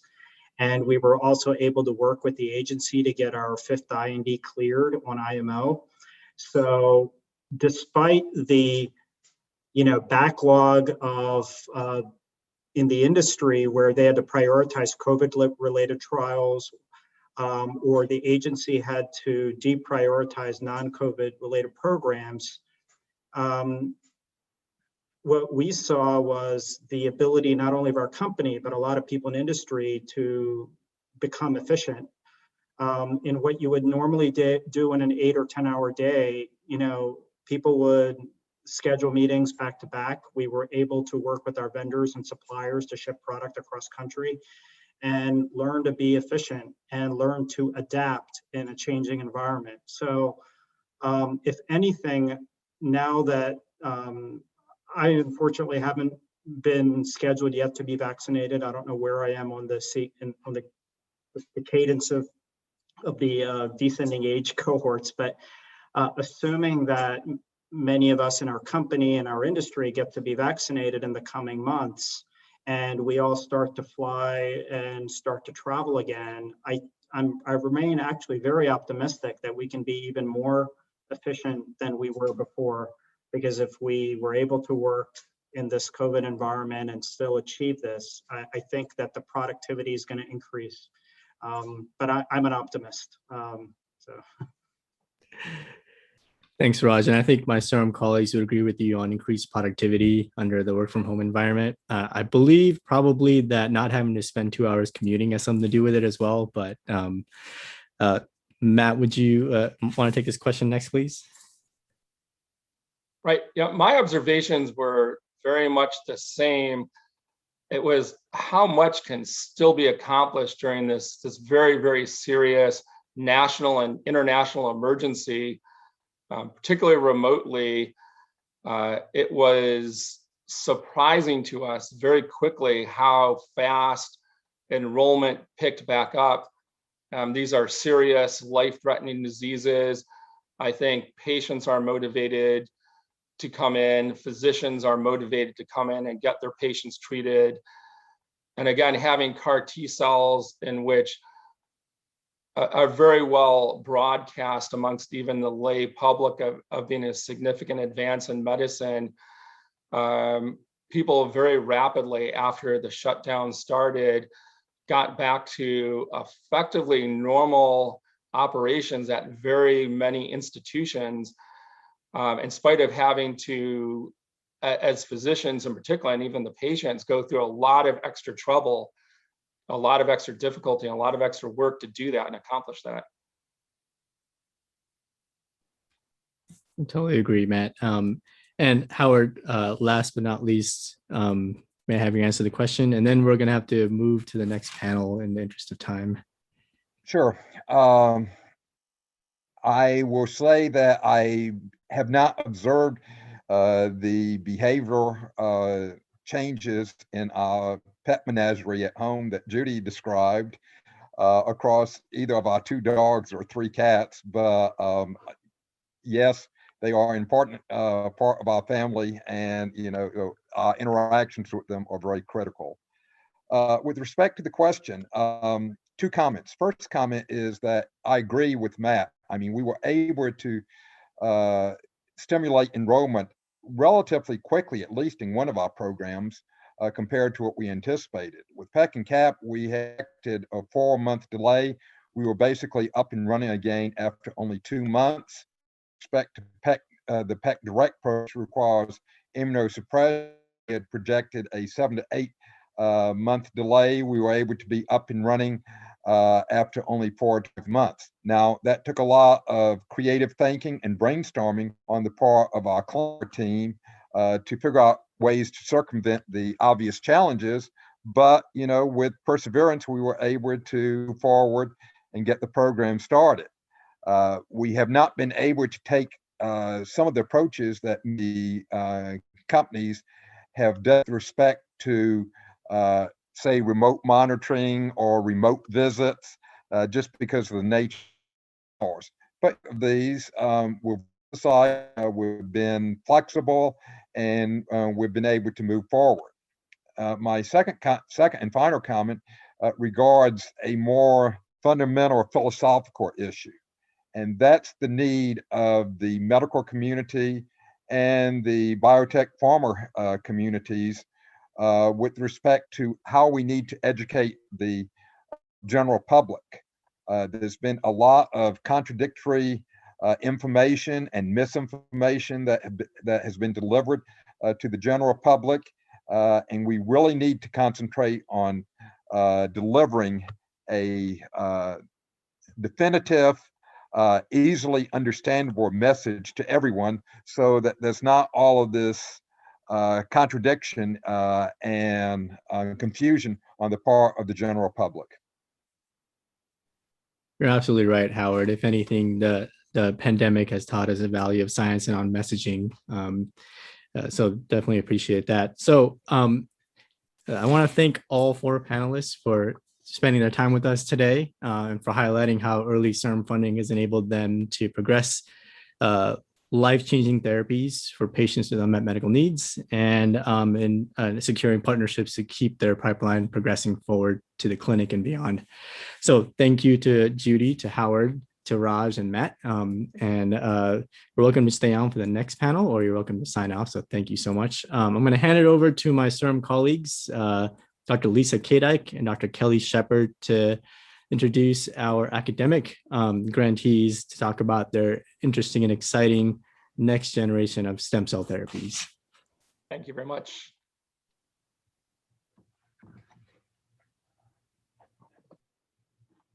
Sorry, I started speaking on mute. Should know better by now. So thanks, Sham. We're going to have a co-moderated second section here of myself and my colleague Kelly Shepard. So welcome to this second session. This session features 3 CIRM grantees who have each received multiple CIRM awards for developing novel cell-based therapies for diseases that really are have major unmet medical needs. And so my name is Lisa Kadike. I'm a program officer here at CIRM, and I manage a portfolio of the late stage preclinical as well as clinical stage awards. And I've really had the pleasure and honor of working with 2 of our panelists and their teams, Dr. Diana Farmer and Dr. Jack Riedling and his team with Leslie Thompson at UCI. I will now turn this. I just want to have my co-moderator, Kelly Shepard, introduce herself, and she will have the panelists introduce themselves. Hi, everyone. My name is Kelly Shepard, and I work as a program officer on our discovery and translation team at CIRM, where we administer the earlier stage programs, including those pursuing candidate discovery and early development through pre-IND enabling activities. I also manage our educational programs that provide laboratory skills training for high school, undergraduate, and master's level students. I too have had the pleasure of working with one of our esteemed panelists, Dr. Anthony Oro, today, and I'm excited he's here to tell you about some of the discoveries he's made along the way. And before I ask our panelists to introduce themselves, I do want to mention that because this is a co-moderated session and Lisa and I are trying to avoid talking over one another, we're going to ask you to keep your introductions brief, just a couple of sentences about yourself and your project. And then I will hand things over to Lisa, who will describe the structure of how we will handle this session. And then we will go back and forth asking our panelists some interesting questions. Okay, so maybe we could begin with Dr. Farmer first. A couple of sentences about yourself. Great. Hi, I'm Diana Farmer. I'm a fetal surgeon by trade, but a stem cell scientist on the side. And I've been with a CIRM from our preclinical time for pre-IND, from early discovery, identifying that placental-derived mesenchymal stem cells had unique characteristics that looked like they would have potential for treating patients before birth with spina bifida. And what we discovered is that through multiple rounds of partnership with CIRM and CIRM Bridges students and a variety of people, that our cells made our experimental lambs, fetal lambs walk, as well as some experimental bulldogs. So we're excited now to have FDA approval and be starting clinical trials. Thank you, Dr. Farmer. How about Dr. Oro next? Yeah, so hi, I'm Tony Oro. I'm a professor of dermatology here at Stanford and one of the founders of the Center for Definitive and Curative Medicine. And our project really focuses on tissue replacement, CRISPR-corrected autologous iPS-derived tissue replacement for non-healing wounds for patients with epidermolysis bullosa. So really, it's a manufacturing platform, to autologous CRISPR-corrected manufacturing platform to generate large amounts of tissue stem cells. Thank you. And Dr. Riedling next. Yeah, hi. As Lisa mentioned, I'm here representing Leslie Thompson in the Thompson Lab, and I've been with Leslie for over 12 years now, and we've been working on a pipeline to develop a neural stem cell product for Huntington's disease. So our main goal is more to find a therapeutic for Huntington's disease than starting into this process for stem cell therapies.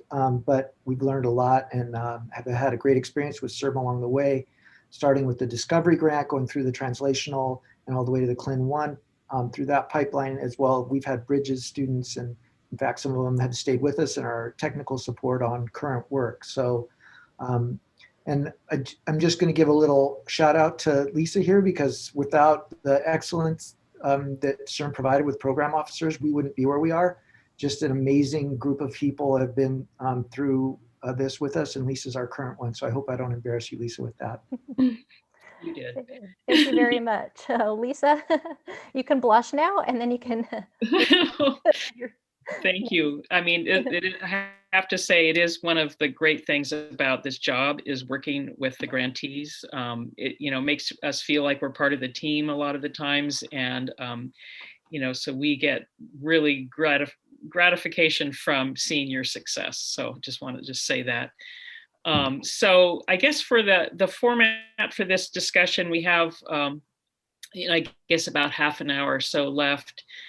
So we thought we have a series of questions for you, all the panelists, and we do want to allow a little of time at the end for Q&A. So I encourage the audience as we go along, if you could put questions in the question and answer box so that we know how much time to allot for questions at the end, that would be great. So I guess to start our discussion, I'd actually like to ask each of you to talk a little bit more in detail about your therapy and what makes it unique, and what is the approach? What are the unique aspects of that approach? And are there any particular challenges to the development? I mean, you're all doing pretty cutting edge advanced therapy work. So I'd like to hear from each of you. Maybe we could start with Diana Farmer. Sure, thanks. And I'll just echo Jack's comment. What a privilege it's been to partner with Lisa along this way. And when I get into trouble, I can just pick up the phone and say, does this make sense? And it's really just been a great partnership as we really try to solve problems for patients. So spina bifida, as many may know, is a birth defect where the spinal cord doesn't close. The neural tube doesn't close. The spine is exposed. What we learned early through fetal surgery was to ask the question, if we protected that spinal cord, if we just closed that, exposed the skin over that spinal cord early in gestation, would it protect further damage and improve the outcomes for these kids? And that work was done a decade ago now, and definitely showed that it not only made a difference in the Chiari malformation, the kids getting hydrocephalus, but it also improved their distal neurologic function. This was a huge thing because people previously thought that this was a fixed birth defect at 6 weeks gestational age, and there was nothing you could do. There's no way these kids would ever walk. They'd all be incontinent. Of course, the severity depended on the level of the lesion, but despite that, there was no fix. So we went back to the lab because what we noticed from that first fetal surgery clinical trial was that, in fact, some kids did get improvement, about 2 levels worth of neurologic improvement. So anybody who's been in the spinal cord injury world, and Jack, you're kind of related to this, the fact that you could get some improvement made us scientists think you could probably get more if you could goose the system. And here the fetus is both, in my mind, a unique source of therapy and recipient of therapy for tissue engineering and regenerative strategies, because it's already the most, you might not even say regenerative milieu, but the most generative milieu. I mean, the fetus is doing nothing but making, eyeballs and hair follicles and, body parts in a very truncated period of time. So, what an extraordinary petri dish for moving trying to improve the system. So I was looking for an autologous model. So Tony, listening to you in the beginning, because I thought that there's no way a mother would allow someone else's stem cells, this is particularly a decade ago when this all was new, into their fetus, and in that they just wouldn't do that. I've been taking care of pregnant women a long time. But so because of that, and we didn't want to use fetal tissue for all the reasons that has been controversial, but chorionic villus sampling was an existing technique to biopsy the placenta to make genetic diagnoses and things like that. So that was already an accepted method of getting tissue. Now, just back up for a little biology, the placenta is essentially made of fetal tissue, derived from fetal cells.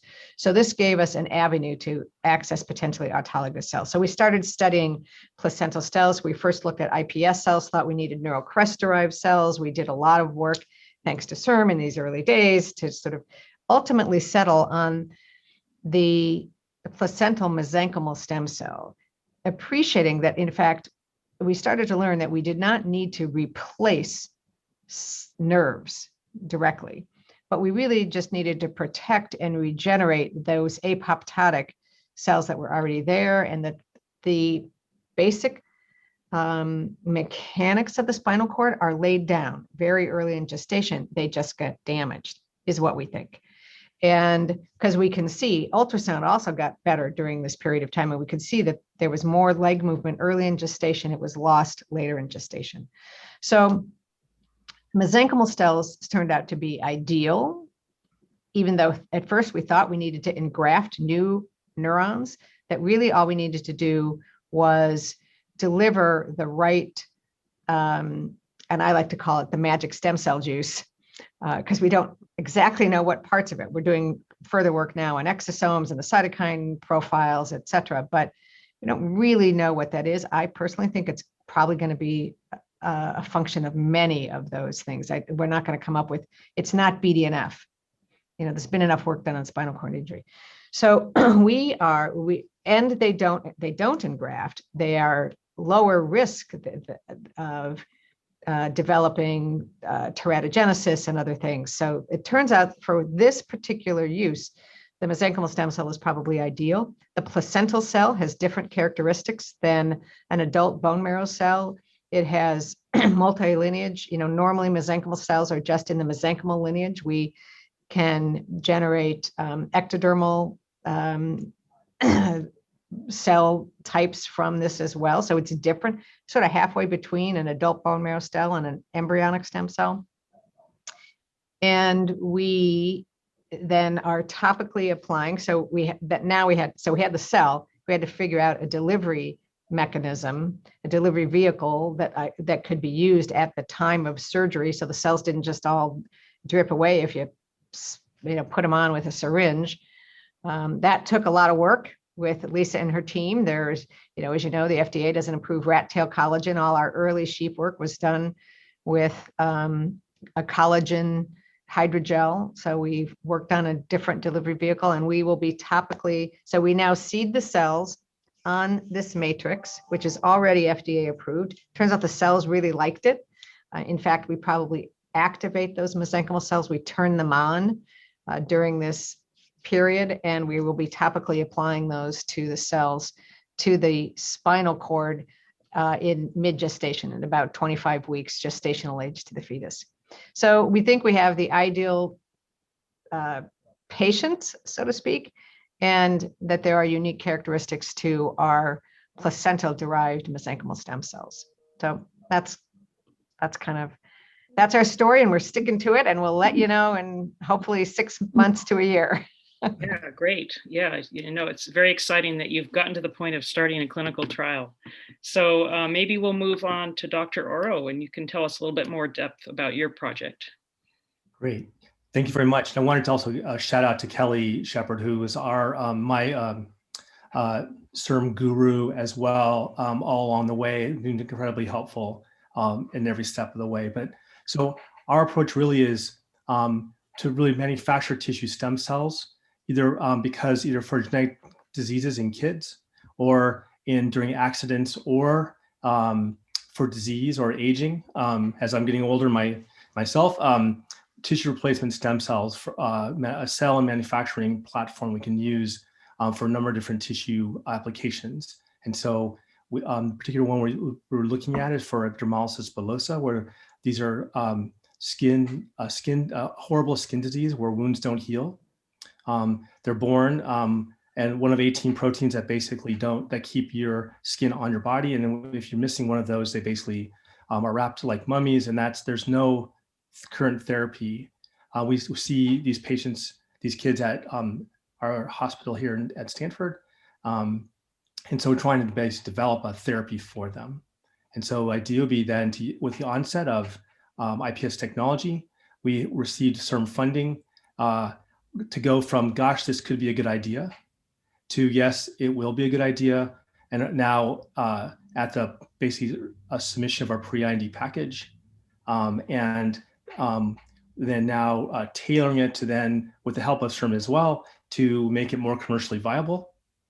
Given the regulatory environments, we can talk about those as well later. But idea, the therapy is a autologous CRISPR-corrected iPS-derived keratinocyte sheet for wound healing, and really a definitive wound healing where we know that a corrected autologous keratinocyte can be applied and will cure the wound for a long time. So this is a sort of one and done therapy.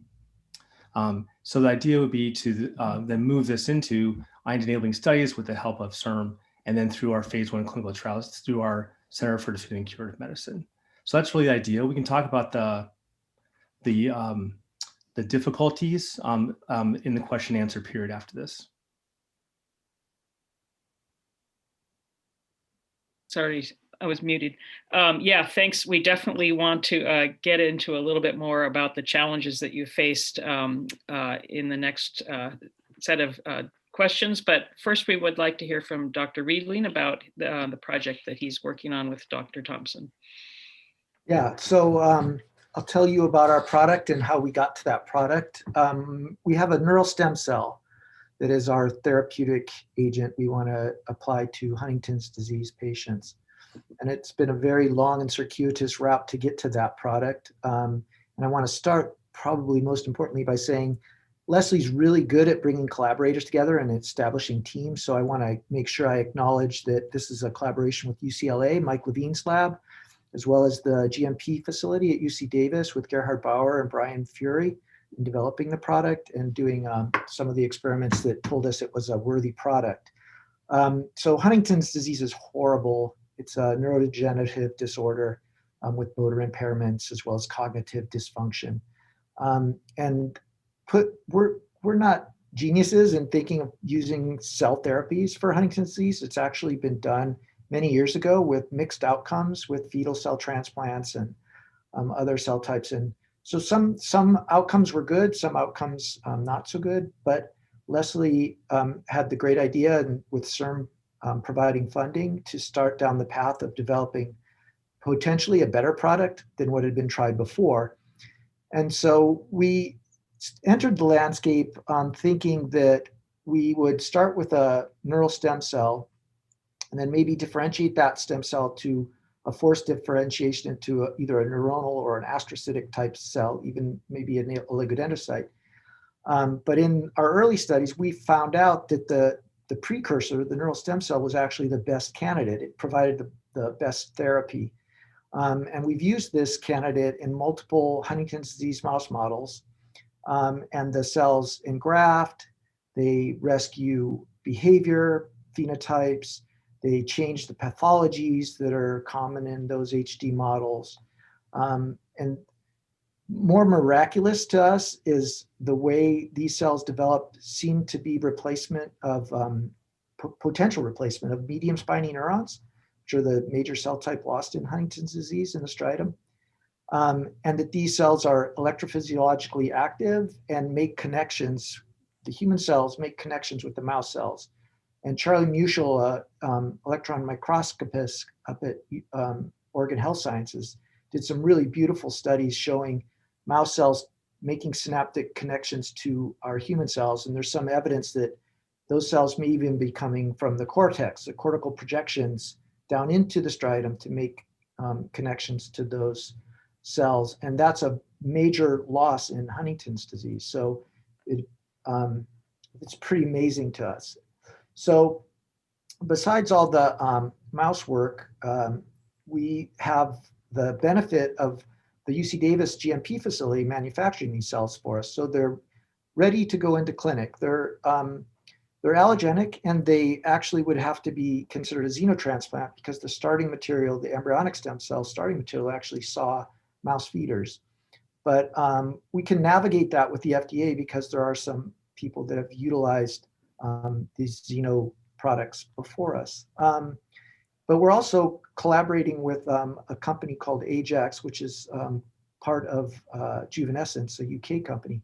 And we're trying to see if we can get those off those mouse feeders and then not have a xenotransplant. So there's still ongoing studies in terms of the research.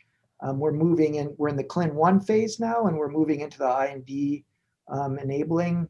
We're finishing up the good laboratory practice studies with Charles River, looking at all the safety and toxicity, and trying to navigate exactly how to communicate with the FDA that we have a safe product. This was really interesting to me. I thought the FDA was going to be just a real challenge, and we had never really navigated interactions with the FDA, but they were really supportive and informative and gave us a very long document spelling out what they anticipated us to need to do. And Lisa's keeping us on task with that with the GMP facility. And so we're hoping that our IND activities will go well. And then we'll, in the future, move into a potential Clin 2 and clinical trials. Thank you. Yeah, thank you. So I'm just going to follow up with a question that I will also take to all three of you. that you've already touched on some of the novel aspects of your projects. And in all three of your cases, you are working on new products that and forging uncharted territory, both from a regulatory perspective, as well as on the scientific front as well. And many of you started years ago with CIRM funding in the earliest stages of these programs and had to learn a lot along the way. And so we're interested in understanding your perspective on how CIRM funding over the years and other resources that have been made available to you through CIRM funding, such as advisory panels, might have helped you kind of navigate this, what has turned out to be quite a nonlinear path in some cases. I'd like first Dr. Oro to address this question. In particular, his product, as you heard, is a CRISPR gene-edited iPSC-derived keratinocyte product. This project in particular, as you can tell, is very uncharted. It's a new modality in many ways. And Dr. Oro has had a quite nonlinear path where he's pursued approaches, learned new things, took a step back, forged forward again, and here we are ready for a pre-IND package to go to the FDA. And I think his experience could be very interesting. And Dr. Oro, could you please tell us a little bit how some of the CIRM funding and opportunities have helped you navigate this nonlinear path and move forward? Sure. Thanks so much, Kelly. You've been through most of it. So I've been called nonlinear many times by many people. But the project also has been nonlinear because the goal here really is to take a first-in-human therapy and de-risk it as we move it for the patients and for funders. And so you have to navigate. It's like the idea is sound. We know that the disease-modifying activity of an autologous keratinocyte has long-term disease-modifying activity. The question is how to get enough of them and how to do it at scale in a safe and effective way. And that whole idea has evolved over time as the field has moved very quickly. And so this was a really an idea that Maurice Vernick, my co-partner, and I had walking on the beach in 2008. Wouldn't it be great if we could do this? That's a very long distance from we're going to put it on a patient. And so the different types of CIRM funding really set us up. For example, a disease team grant that basically established the backbone for the technology.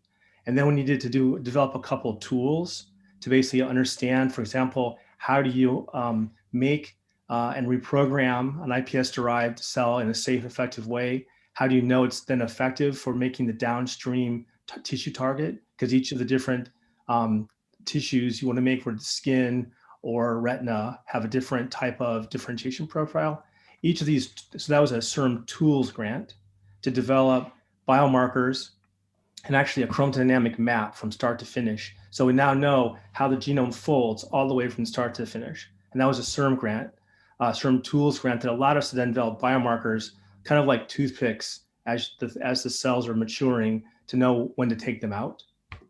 And then more recently, now we have the TRAN grant and have done toxicology studies, preliminary toxicology studies, know that these are safe. Connecting with CIRM in terms of looking and SHAM, for example, looking at and talking to different companies. What do they want? What is the regulatory environment? What are the risks actually after phase 1 clinical trials? Can we then modify that now so then the pathway goes through quickly? That all those discussions were done through CIRM. And so I think the idea, a couple tools you need to develop, and then the translation, and then now the commercialization ideas, we're all through the CIRM program. And I think that's basically the idea again, is to de-risk a first-in-human therapy that has long-term disease-modifying activity. Thank you, Dr. Oro. That's a really great example of how different components and different funding opportunities have managed to converge to help move your project along as a whole. Dr. Riedling, Dr. Thompson's project has also been in the CIRM pipeline for some time and benefited from a lot of new discovery, and wonder if you could speak to that as well. Yeah, so I think one of the most important points about our product is that it's still proliferating. So a lot of the cell products people are using in Huntington's disease are terminally differentiated, so they're non-proliferative. And that's a real scary thought of putting a proliferating cell into a person. It's not only going to be there permanent, but how do you define what that cell is going to actually become? And so CIRM has helped us navigate really defining what our starting material is, what our product is, and kept us on task with the UC Davis GMP in doing that. And so assay development has really been a research component of this with UC Davis, where they're looking at using flow and different markers and how, trying to tell us exactly what this product is. And it's not a homogeneous product. There is, some heterogeneity in there in what that starting material is.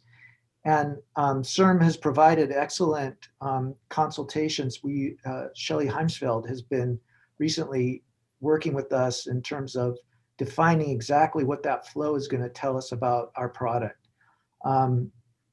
Going further back, CIRM really helped us navigate the early stages when we had to jump around a little bit because we were using a Sheffield line. We actually used a different line in the very early stages that turned out to have an abnormal karyotype. And so in those early stages, navigating what to do about those things in a panic in some cases, because we needed a product we wanted to test, and how flexible CIRM was with that was like, you still have a good idea, let's just find a replacement. And we ended up doing that. That's how we came to this embryonic stem cell line developed by Biotime originally. And so I think we've had our ups and downs with this product and determining efficacious from lot to lot variability or anything like that in terms of the manufacturing and how to take care of those issues were really important with CIRM funding. And then the other part that's really been a benefit for us, and me in particular, as I mentioned about the FDA and trying to figure out what they're actually saying to us in their documents and how to respond. It's been a real big challenge. And reading between the lines and understanding exactly what they want and what they need. And so sometimes others may have experience with this, but sometimes the FDA would say, well, we suggest you do this.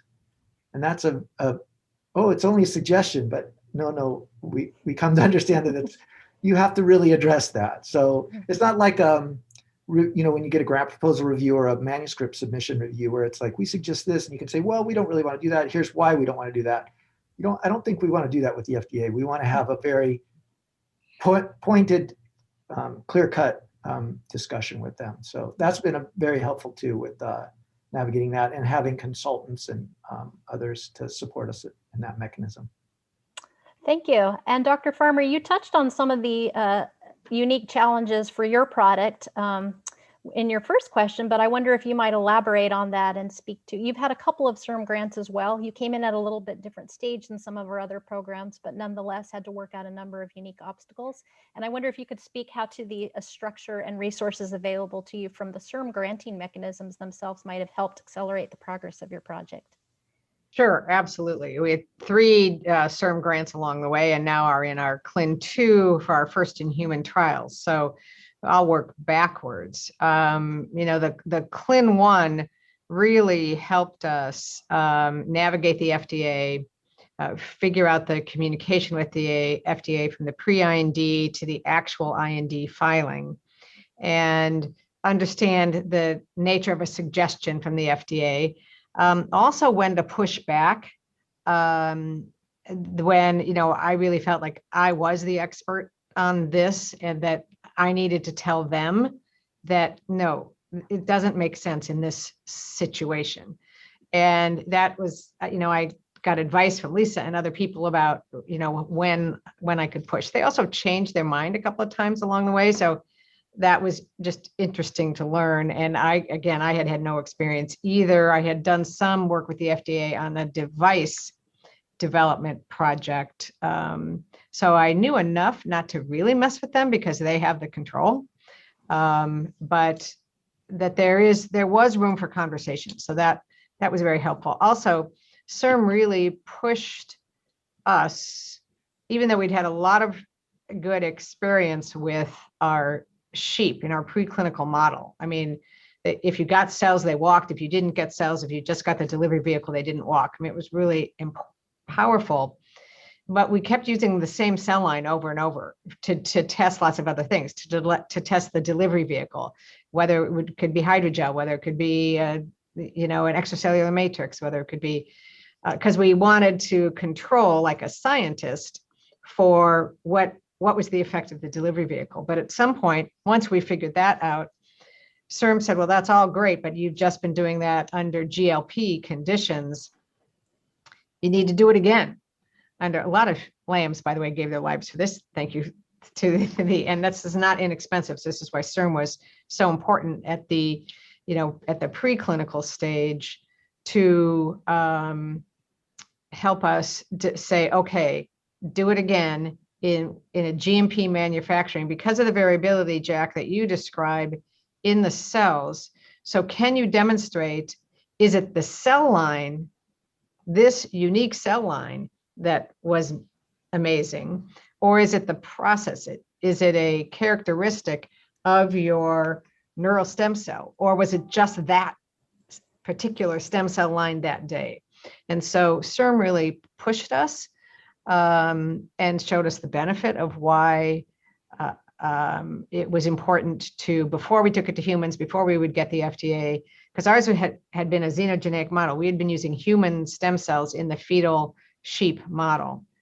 When we went to dogs, just to test the concept, we used dog placenta cells in dogs, different species. I can't remember, if they're different breeds, but same species. I guess a dog is a species. I can't remember my phylogeny. But so CIRM was helpful every step of the way and kind of keeping us focused.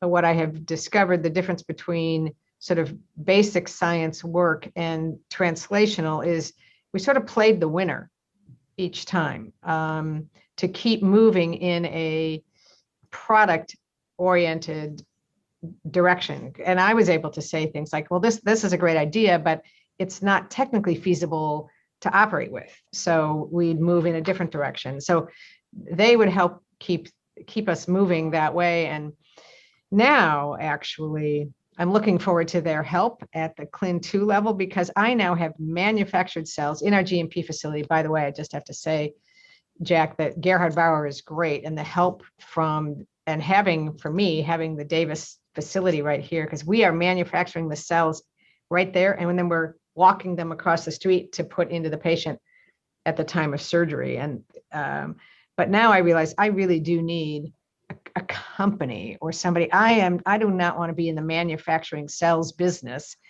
and how to package it and how to market it and how to deliver it. And we just did our first test run and realized, haven't told you this, Lisa, that the carrier device that we're going to use to carry the cells from the GMP facility to the OR is cloth, and you can't actually take it into the GMP facility. So we got to pass it through some place to put the cells, once they're in the Petri dish, into the carrying device. I mean, all kinds of stuff that is like, this needs a different level of thinking now than what I'm accustomed to. But CIRM has really, at each level, when I think, I don't need them, I just need their money. That's not true.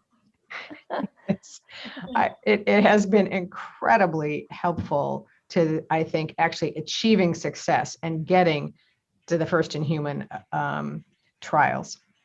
And I know they're going to be helped now. I mean, I can't wait for our next CAP committee to help me work through some of these latest little problems that we didn't anticipate.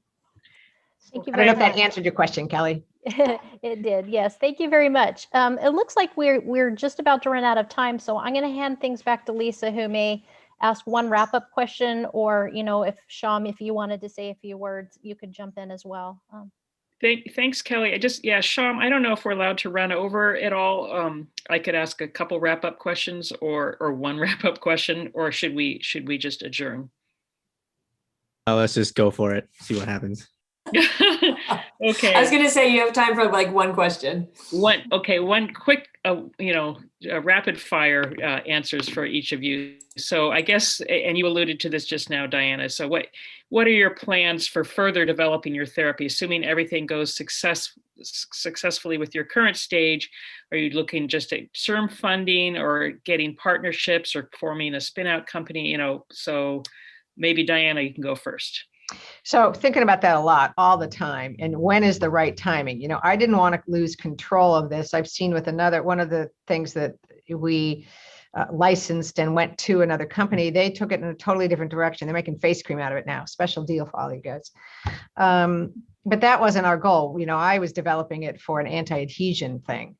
So I didn't want to lose control of being able to develop this for spina bifida, even though it's kind of an orphan disease. Epidermolysis bullosa is also kind of an orphan disease. That has some advantages for other companies in the FDA, but now it's time for somebody else to take this, because now I'm actually afraid it's going to work. So it's like, that's way bigger than some people want to do that, want to go be a company, do that. That's not me. I'm really an academic. I thought about that a lot. And, could I retire into running a company? That's not what I want to do. But so how to think about that, I think, is really important. And I'm looking forward to CIRM helping me navigate that. Great. Okay, Jack, what are you and Leslie thinking?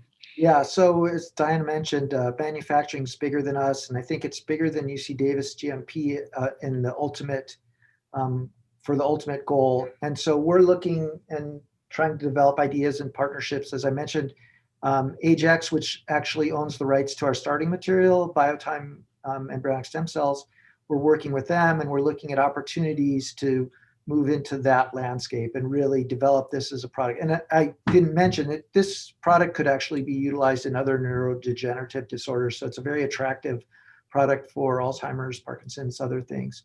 So we're looking, our goal is for Huntington's disease, that's our main focus, but if this could benefit other people and a company could help with that, that's what we're looking to. But we're going to stay in the CIRM pipeline and go through the Clin 2 and just hope to partner.